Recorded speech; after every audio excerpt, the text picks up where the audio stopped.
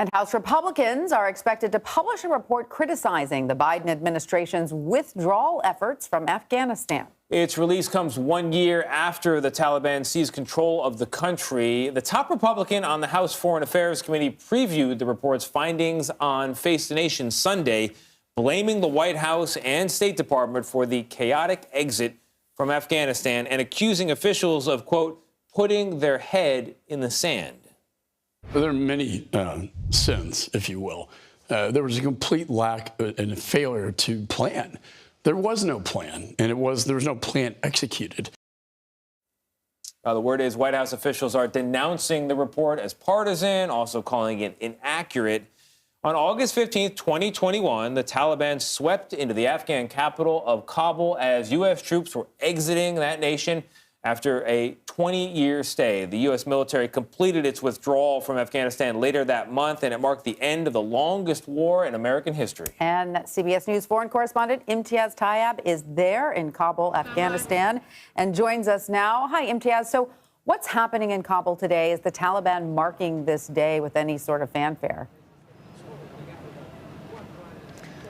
Tanya, Tony, very good to talk to you. Well, today is Victory Day for the Taliban, a national holiday now for them going forward. The 15th of August will be seared in the memory of many Talibs, as they say this is the day that they retook the capital Kabul, retook Afghanistan, and in their words, pushed out foreign invaders. We were on the streets of Kabul earlier today, where hundreds of Talibs and indeed their supporters were in a square just yards from the now abandoned U.S. embassy, where they were holding their guns and they were chanting slogans and chanting God is great.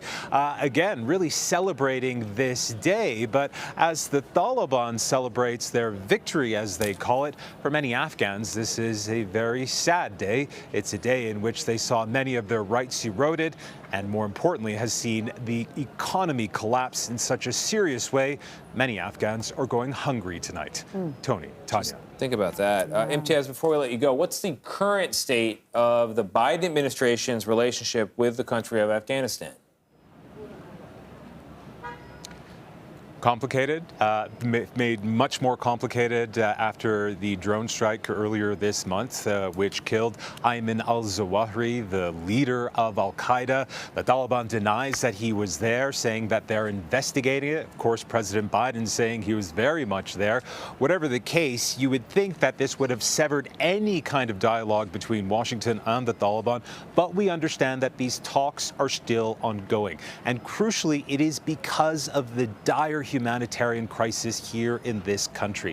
90% of Afghans don't have enough food to eat. It is what the UN is calling the world's worst humanitarian crisis. And very quickly, you have to remember that shortly after the Taliban took over, the Biden administration froze billions of dollars in assets in Afghanistan's central bank, and many countries around the world, which really propped up the economy here, pulled their funding. And so the economy here did quite literally collapse, and the Taliban has not provided any real change for Afghans and hasn't really provided them any real sense that things will get better. You know, Tony, and Tanya. Imtiaz, so many Afghanistans were able to evacuate over the last year, not as many as wanted to evacuate, but do we have a rough number now on how many have left the country since the Taliban retook power? And you gave us a little insight already into what life is like for those who remain, but do we have the sense that there are still many who are trying to find channels to leave? Yeah, tens of thousands were able to leave. It was an extraordinary evacuation. Chaotic would be the word that many would use. You'll remember those scenes at the Kabul airport of Afghans just storming that airport, desperate to get out. And we have to remember that although the 15th today is the anniversary that the Taliban took over, U.S. forces were in this country until the 31st of August, which was the official end to the U.S.'s longest war and indeed its engagement in Afghanistan. And over those few weeks, we saw saw plane after plane after plane of Afghans leaving the country. But many Afghans do remain desperate to leave the country. Many of them were translators for the U.S. or worked for other foreign countries, again, desperate to leave. In fact, we had an interview with one of these men, a translator. He said that he worked with the U.S. Marines. He was very close to them. He's still in touch with them. He's applied for what's called an SIV, or a special immigrant visa, but it's basically stuck in this administrative limbo, and he really doesn't know what he can do. And so for now, he's living in hiding. He's living in a safe house. He says he has nothing, and all he wants is to be able to get out of Afghanistan, to take his family with him, and live in safety. Tanya, Tony. Yeah, for sure. Imtiaz Tyab for us among Thanks, the guns Imtiaz. there in Afghanistan and Kabul for us tonight. Thank you very much.